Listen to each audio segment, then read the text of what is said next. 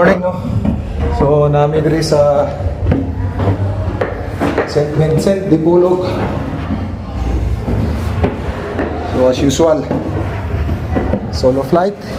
Kauban na ito mga snapping nga ROTC diri sa St. Vincent. So, thank you sa pag-provide sa assistant. So, mag-conduct information drive, no, regarding sa recruitment ni Army. So ato na lang i-voice over no ang atong activity dito sa St. Vincent. So daghan gid salamat mo sa St. Vincent College diri sa Dipolog City. So tungod do kay tiga daghan gid kayo ang mga aspirant ato na applicant labi na ang atong mga ROTC. Grabe kay snappy, sila gyud nag-entertain sa ato, sila nag-facilitate, and then sila nag-assist sa ato during sa atong information drive. So kung makita niyo nga sobra gyud ang atong mga aplikante o yung mga gusto nga mo join sa Philippine Army. And then kani nga activity first time na ko gibuhat dire sa school dire sa Dipolog City.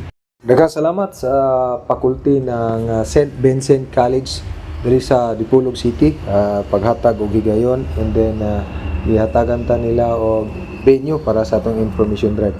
And then shout out po diri sa atong mga solid followers, labi na ni mga reservists nato o yung mga ROTC nato no na aktibo kayo. Sila gyud nag-facilitate sa ato and then wa din nato damha nga mga followers din bud nato day sila. And then kung makita ninyo daghan gid kayo ang atong nahatagan og information regarding sa application ni Philippine Army. Siyempre kay talaag man gyud inyo hang Ranger Patak Vlog.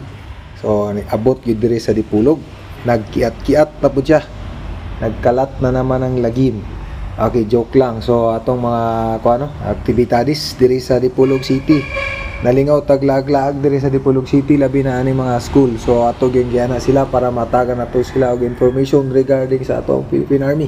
Siyempre, dili mawala ang atong video diha para makita sa atong mga aplikante o sa atong sumusunod o katong gusto mosulod sa Philippine Army kung unsay kinabuhi sa isa ka sundalo. So nagpalantaw ta sila og motivational video para ma-inspire na to ang atong sumusunod o katong gusto mag-apply sa Philippine Army.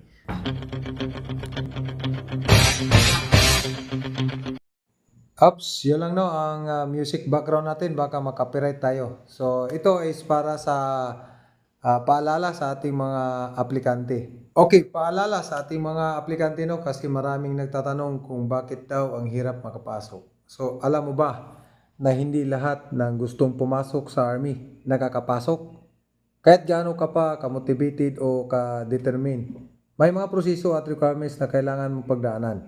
Kaya kung naghanap ka ng madali ang daan, well, hindi yun ganun kadali. Una sa lahat, siyempre may mga physical exam at mental test. Hindi lang tungkol sa lakas ng katawan, pati na rin sa kung paano ka mag-isip at mag-handle ng mga pressure. Hindi lang puro push-up at sit-ups. May mga challenge din na tinitimbang kung kaya mo bang gawing disiplinado at magtrabaho sa team. At siyempre, hindi rin mawawala yung mga interviews kung saan kailangan mong ipakita kung bakit gusto mong magsundalo. Kung wala kang malasakit at pangarap para sa bayan, baka mahirapan kang makapasok. Pero hindi ibig sabihin na kung hindi ka pumasok ngayon, tapos na. Laging may susunod na pagkakataon.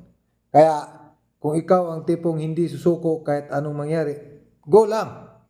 Mahirap nga pero pagdating ng tamang panahon, baka ikaw na yung sundalong matagal mo nang pinapangarap. Remember, hindi lahat ng magtangkang pumasok ay papasa.